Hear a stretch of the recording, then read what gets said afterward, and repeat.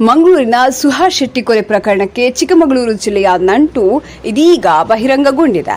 ಈ ಭೀಕರ ಹತ್ಯೆಯಲ್ಲಿ ಚಿಕ್ಕಮಗಳೂರಿನ ಕಳಸ ತಾಲೂಕಿನ ಇಬ್ಬರು ಯುವಕರು ಭಾಗಿಯಾಗಿರುವುದು ತನಿಖೆಯಲ್ಲಿ ಕಂಡುಬಂದಿದೆ. ಇದರಿಂದಾಗಿ ಸುಹಾಸ್ ಶೆಟ್ಟಿ ಕೊಲೆಗೆ ತಿಂಗಳಿಂದ ಸಂಚು ನಡೆದಿತ್ತಾ ಎಂಬ ಗುಮಾನಿ ವ್ಯಕ್ತವಾಗಿದ್ದು, ಕೊಲೆ ಆರೋಪಿಗಳಿಬ್ಬರು ಕೆಲಸ ಬಿಟ್ಟು ತಿಂಗಳ ಹಿಂದೆಯೇ ಮಂಗಳೂರು ಸೇರಿದ್ರು ಎಂದು ತಿಳಿದು ಬಂದಿದೆ.